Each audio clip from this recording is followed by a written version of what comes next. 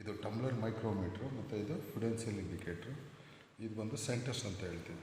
So ಇದನ್ನು use ಮಾಡೋದನ್ನಕ್ಕೆ ಇದನ್ನು two threaded ಸ್ಪೆಸಿಮನ್ದು ಏನದು ಏನಪ್ಪ ಇದು ಪ್ಯಾರಾಮೀಟರ್ಸ್ ಆಫ್ ಥ್ರೆಡ್, ಆ ಪ್ಯಾರಾಮೀಟರ್ಸ್ ಆಫ್ ಥ್ರೆಡನ್ನು ಕ್ಯಾಲ್ಕುಲೇಟ್ ಮಾಡಲಿಕ್ಕೆ ಇದು ಯೂಸ್ ಮಾಡ್ತೀವಿ. ಅವು ಅವೆಲ್ಲ ಬಂದುಬಿಟ್ಟು major dia, minor dia and effective ಡಯಾಮೀಟರ್ಸನ್ನು ಮೆಜರ್ ಮಾಡೋಕ್ಕೆ ಯೂಸ್ ಮಾಡ್ತೀವಿ.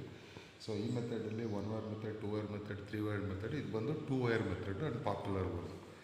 ಸೊ ಇಲ್ಲೇನು ಮಾಡ್ತಾಯಿದ್ದೀವಿ ಅಂತಂದರೆ ಇದನ್ನು ಮೆಜರ್ ಮಾಡೋಕ್ಕೆ ಇದು ನಮಗೆ ಗಿವನ್ ಸ್ಟ್ಯಾಂಡರ್ಡ್ ಸ್ಪೆಸಿಮನ್. ಈ ಥ್ರೆಡ್ಡು ಇದು ಬಂದು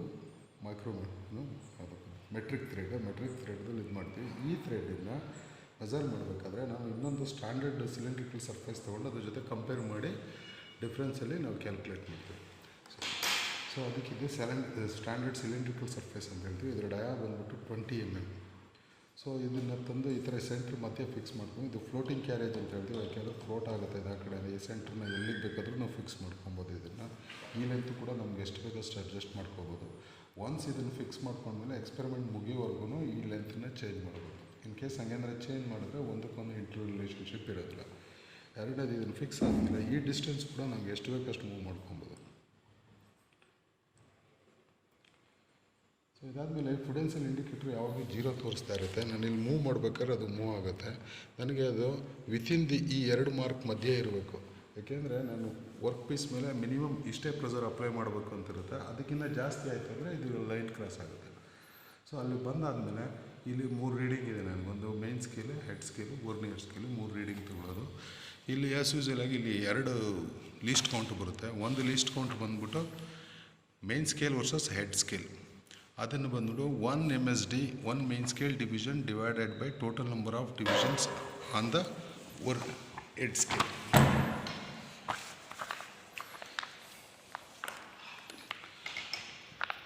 list count for micrometer head scale ಇದಕ್ಕೆ ಬಂದ್ಬಿಟ್ಟು 1 MSD 1 main scale division divided by total number of divisions on head scale.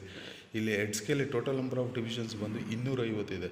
0 1 0 1 2 3 4 ಅಂತ ಇದೆ. ಇಲ್ಲಿ 0 ಆದಮೇಲೆ 5th ಡಿವಿಷನ್ನ 1 ಅಂತ ಕರೆದ್ರೆ, 10th ಡಿವಿಷನ್ನ 2, 15th ಡಿವಿಷನ್ನ 3, 20th ಡಿವಿಷನ್ನ 4 ಅಂತ. ಸೊ ಆ ರೀತಿ ಹೋದರೆ ಇದು 50 ಡಿವಿಷನ್ ಮಾಡಿದ್ದಾರೆ ಟೋಟಲ್. 50 × 50 250. ಸೊ ಇಲ್ಲಿ 1 MSD divided by total number of divisions on head scale ಅಂತಂದರೆ 50 × 50 250 ಆಯಿತು. 0.5 divided by 250 it is equals to 0.002 mm per division. Least count. Next least count ಹೋಗ್ಬಿಟ್ಟು ಇನ್ನೊಂದು vernier scale versus head scale.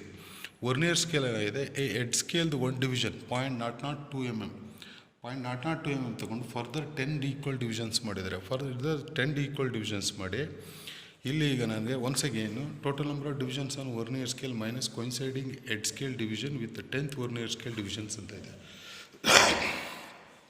So ಅಂದರೆ total number of divisions on vernier scale ಅಂತಂದರೆ 10 divisions ಇದೆ.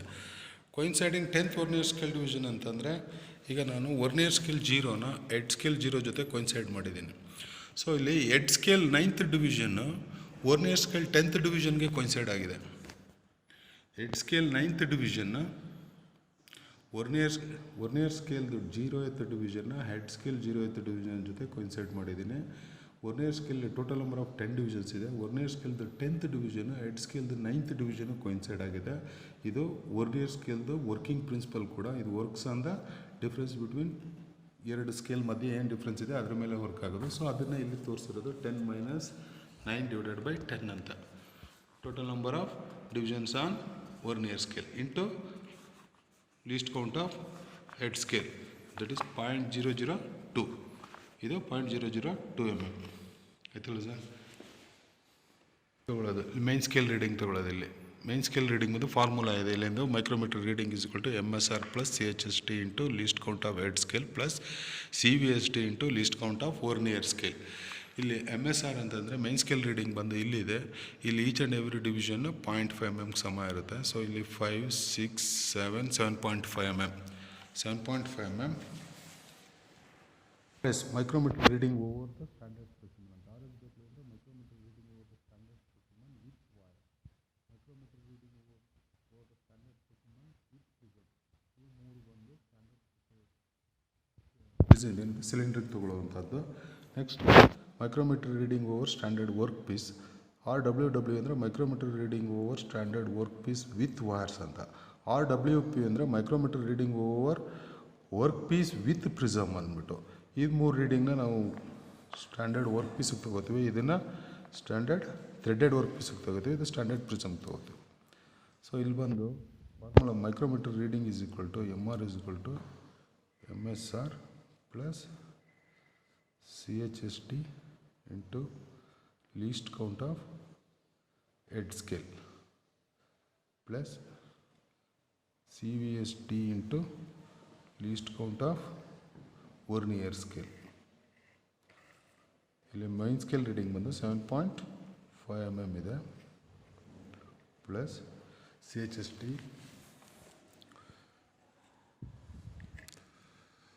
47 into 5. ಏಕೆಂದರೆ 0 ಇಂದ 1 5 division ಇದೆ, 2ಗೆ 10 ಡಿವಿಷನ್ ಇದೆ. ಇದನ್ನು 2 ಅಂತ ಅಂದರೆ 2 ಇಂಟು 5 ಅಂದರೆ 10 ಅಂತ ಆಯಿತು. ಆ ಕಾರಣಕ್ಕೆ ಇದನ್ನು 45 ಇಂಟು 5. ಇದು ಇನ್ ಬಿಟ್ವೀನ್ 45 ಆದಮೇಲೆ ನೆಕ್ಸ್ಟ್ ಡಿವಿಷನ್ ಇನ್ ಬಿಟ್ವೀನ್ ಎರಡರ ಮಧ್ಯೆ ಇದೆ, ಅದು ಗೊತ್ತಾಗಬೇಕು. ಇದು ಬಂದು 47 ಅಲ್ಲ ಸರ್, ಅದು 47 into 5 multiplied by least count of head scale, that is 0.002 plus CVST coinciding head scale division. ಈ 10 ಡಿವಿಷನ್ಸಲ್ಲಿ ಯಾವುದೋ ಒಂದು ಡಿವಿಷನ್ ಹೆಡ್ ಸ್ಕೇಲ್ ಜೊತೆ ಕೊಯಿನ್ಸೈಡ್ ಆಗಿರುತ್ತೆ. ಅದು ಬಂದು ಕೇಸಲ್ಲಿ 8th ಡಿವಿಷನ್ ಕಾಣಿಸ್ತಾ ಇದೆ ನನಗೆ. 8th ಡಿವಿಷನ್ ಮೇಲೆ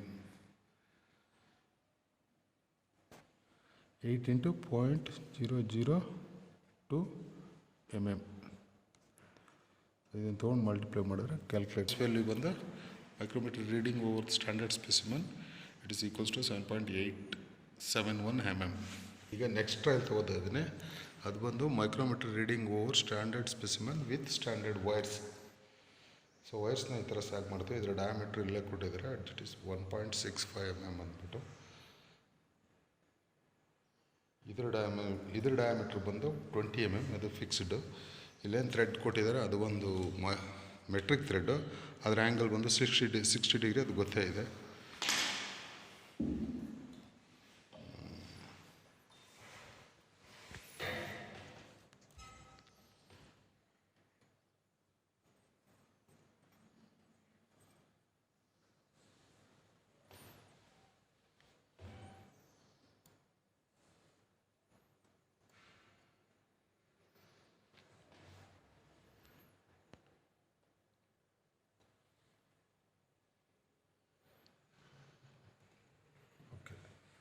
ಸೆಕೆಂಡ್ ಈ ರೀಡಿಂಗ್ ತೊಗೊಳ್ಳೋದು.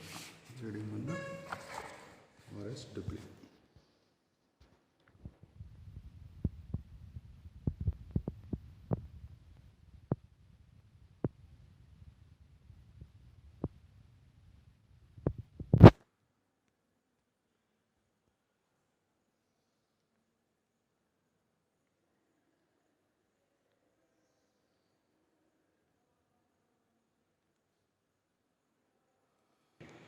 ಈಗ ಪ್ರಿಸಮ್ನಂತೂ ರೀಡಿಂಗ್ ಬಂದ್ಬಿಟ್ಟು RSP micrometer reading over standard prism with standard work piece with prism.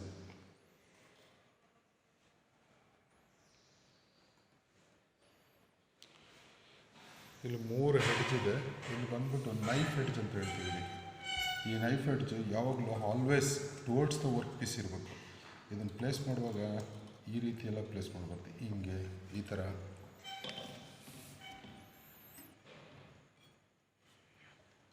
ನೋಡಿ, ಈ ಥರ ಅಥವಾ ಈ ಥರ ಇರಬಾರ್ದು. ಈ ನೈಫ್ ಹೆಡ್ಜ್ ಆಲ್ವೇಸ್ ಯಾವಾಗಲೂ ಕೂಡ ಇದೇ ಥರ ಇರಬೇಕು.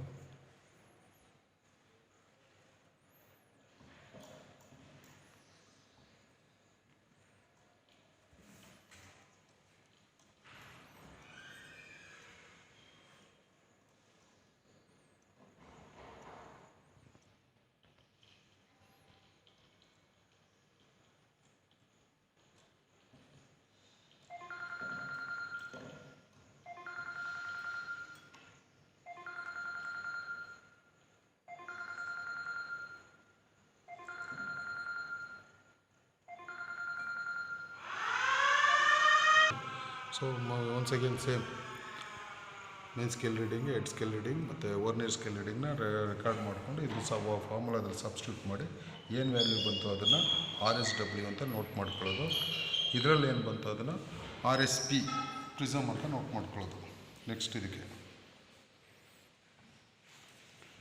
So in the earlier we have taken the reading for the standard specimen with wire and the standard specimen with prisms.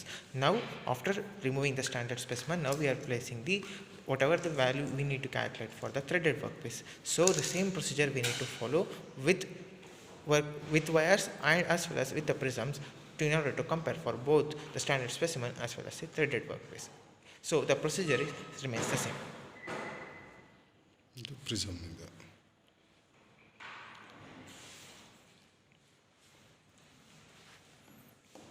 wires.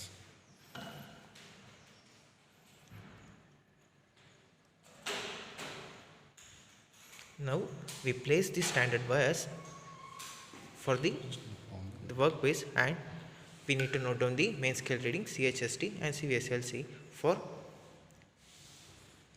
the threaded workpiece. So we need to follow the same procedure. Now we are placing the prisms.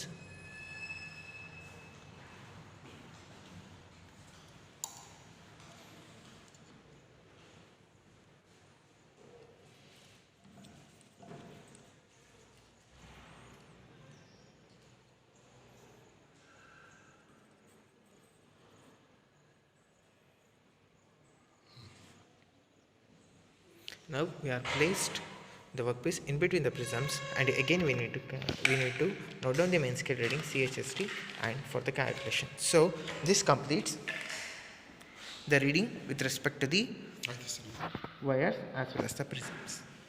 And next we have to calculate the calculations. Thank you.